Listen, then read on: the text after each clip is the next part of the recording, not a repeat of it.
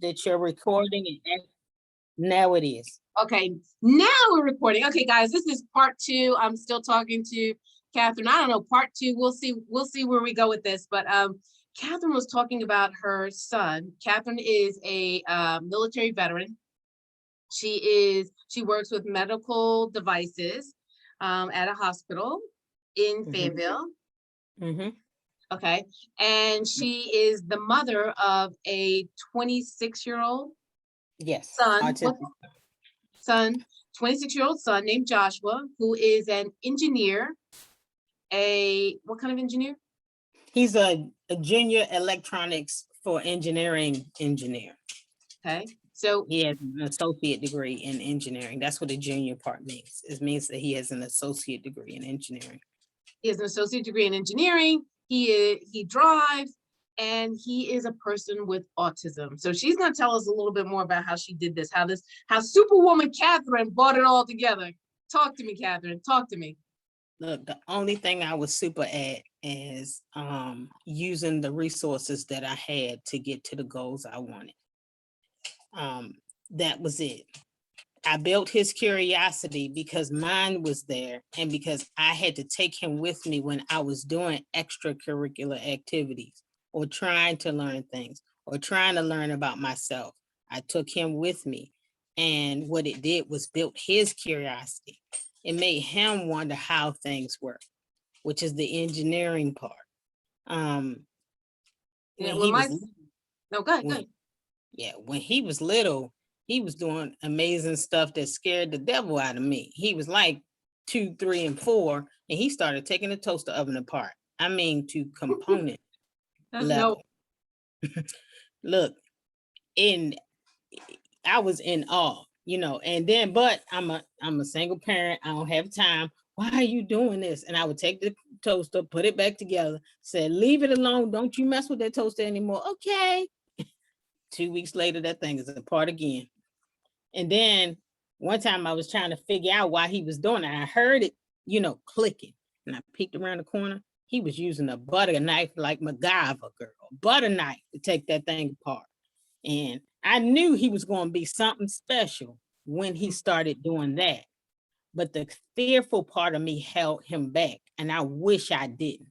I wish I had the thought process to know, you know what, if he want to take that thing apart, you make sure it's plugged out, let him go. Because I didn't realize that if I had just let him do that and nurtured that curiosity, he probably would have had a PhD in engineering somewhere, been a mechanical engineer somewhere, but I was afraid because I didn't have the knowledge that I have now and didn't realize what we were building when he did that. One day I got so mad at him when he took that thing apart, and I was busy and I had to go to work and work overtime too. I said, put it back together, and you better have it back together by the time I get out the shower. Do you understand me? He's like, yeah. He put it back together. Yes, that's what they do. That's what they do. The butter knife. I had the tools. I gave him tools. The traditional screwdrivers, flathead, Phillips head, all of that, because I have them. I gave him tools. No, he used the same butter knife, put it right back together, and left my tools where they were, and left the toaster on the top of the counter where it was. I said, well, wait a minute. This little boy is 4. Let me make sure this thing is back together again. And I went back with my tools to see if everything is tightened the way it was supposed to.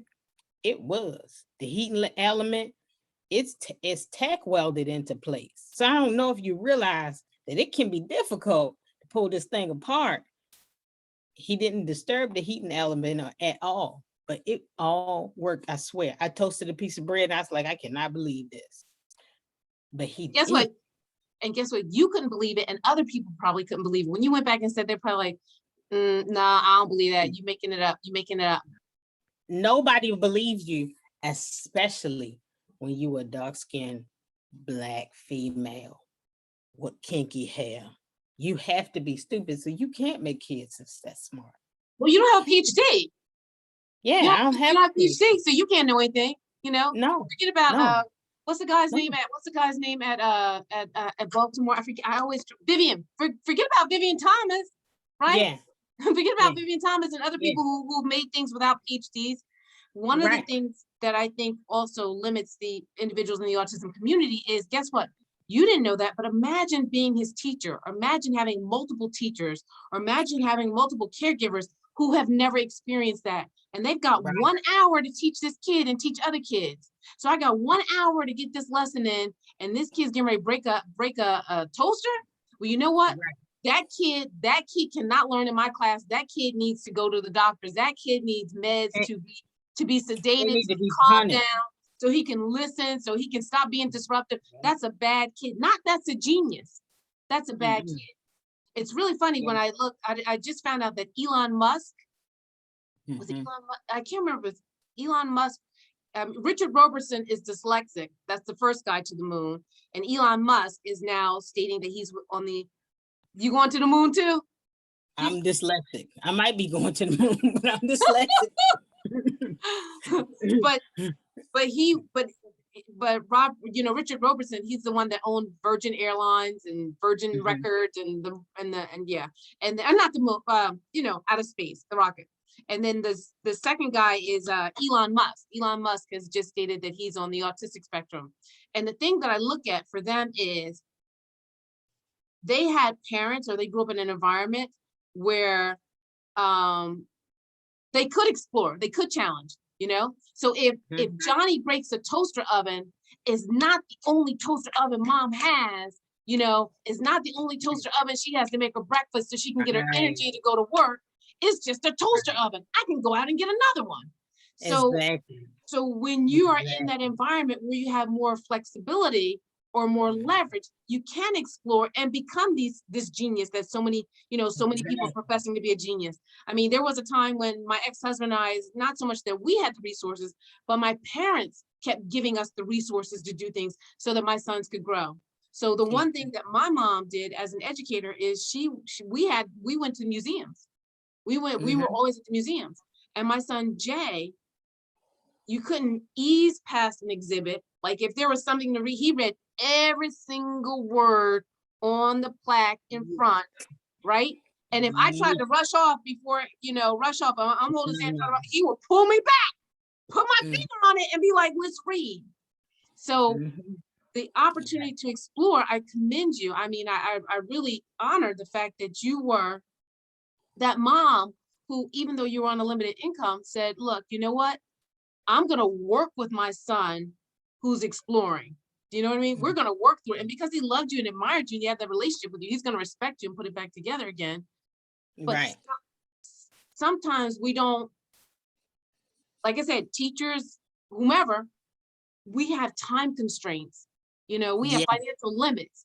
We have so many things that keep us from allowing kids to reach their ultimate potential. And so I'll say this. It's all about me. No, I'm just kidding. So I just want to say this really quickly. I started teaching my sophomore year in college in Newark, the Newark Board of Education. My senior year of college, I was asked to teach, and I was teaching 7th and 8th graders, substitute teaching while in school every summer break. My senior year of college, I was asked to be a teacher's assistant for a legal ethics course. So I learned how to teach law students or pre-law students, and I also learned how to teach 7th and 8th graders. And what it taught me was when you're teaching, you can't teach in this one mode because there are people in the classroom who are up here, right, that need to continuously be challenged. And there are people who are like this that need another way of learning. It's not that they can't learn it, they just need a different type or different style of teaching. And being a mother of 2 sons with autism and a daughter who began college at age 14, it taught me that whenever I teach something, just as you were teaching your son, you can't necessarily teach the traditional way to help kids reach their full potential. No, you got to teach what they see. You got to teach what they can touch, what they can hear, what they can smell.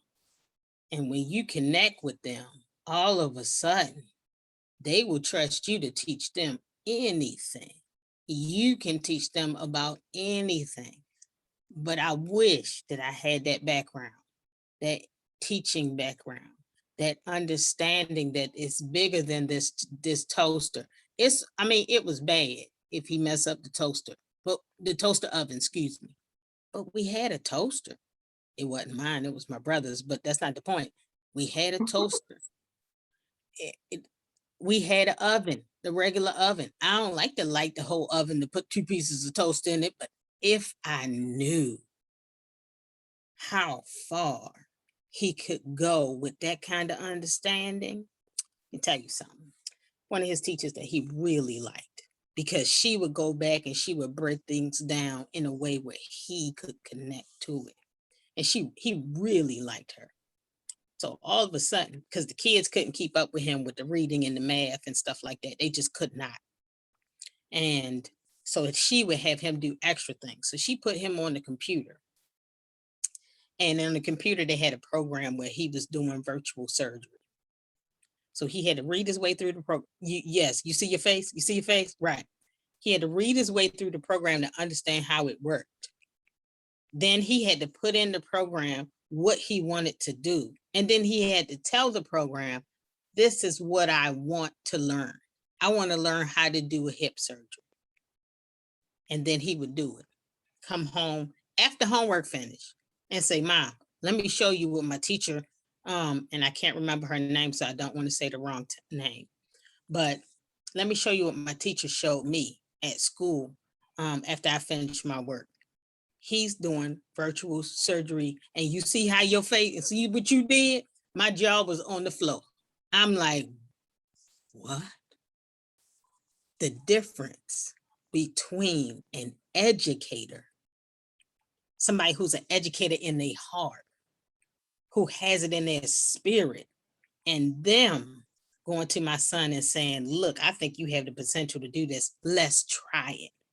And somebody, a parent who's just trying, who didn't know, who was told all of this stuff that your son can't do. He don't understand spatial relationships. He will never understand what is up, down, inside, outside. So he definitely wouldn't be able to understand the parts of the body to understand that you have to cut the skin and reach in. They said he never understand that. Not only did he understand it, he could convey the knowledge that was taught to him in the program back to me, and did it with ease. Application. Don't forget. Look, he's like, go ahead and you try it, mommy. But remember, for the program, if for it to work, you got to wash your hands, and then you got to put on your sterile gloves, and you have to make sure your field is sterile before you start doing the surgery. Did I mention that this is my little baby boy that they said would never be able to walk? How old was he when he was doing this? I'm sorry. 6. He was 6 years old when he was doing virtual surgery. 6. 6 years old. 6. Where was this?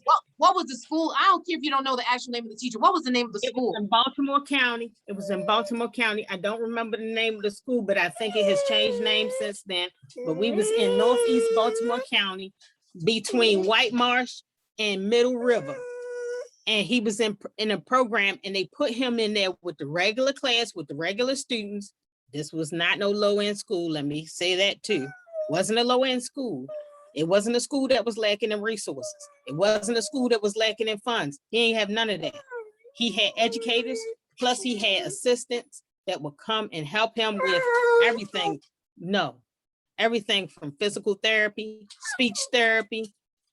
Plus he had these educators that had it in their mind. We got kids with autism that need to be challenged more with the educational part. They might not get the social part, but the educational part, if we find a means to challenge him and my other students who are excelling in the educational part, we can keep them occupied and keep them in a state where they enjoy the educational experience. And I can take some time to go to the people who don't necessarily reach that middle. I can take time to reach out and help. listen, if I And could have took that school with me and take it with him throughout our journey, our life together, I'm telling you, I'm telling you. let me tell you something. When you have teachers who believe in academic excellence and stop trying to get them to sit down, shut up, and be quiet. When you have teachers who believe in academic excellence, what happens is guess what? Now that child who was experiencing social anxiety disorder, or may have experienced some social anxiety disorder or fear of failure, because everywhere else you go, no, you can't do this here, no, you can't do this there, and you're doing this wrong. So now you've taken this child and you've given them self-confidence, you've given them self-efficacy, you've shown them that they can be a leader, and now you give them an opportunity to leader. Guess what happens now? Now they start teaching. And now they start teaching people who, those kids who were disruptive, because I work with some kids that were disrupted through my church. Those kids who were disruptive were like, wait a minute, if Jay can do it, meaning my son can do it, then I can do it. You know what I mean? This is a kid with autism that's able to do it. So if he can do it, I can do it. And so my kids who the kids I work with at church who actually have been locked out of the church, they were now excited, and they were now reading and teaching my son the Bible stories. Because I said, look, you only got one job.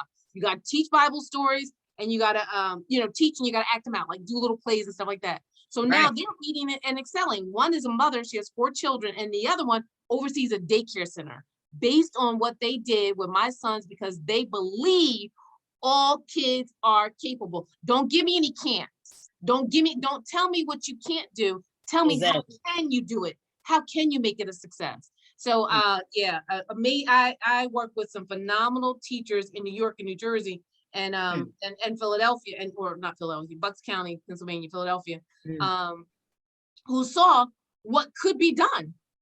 And I appreciate those who are humble enough to say, look, you know what? I can't do for him what you can do. The teachers, one school had me coming in like every other day. No, I'm exaggerating, at least once a week, to work with my son to show them what my son was capable of doing, because they're like, look, we've never seen this before. We've never done this kind of stuff before.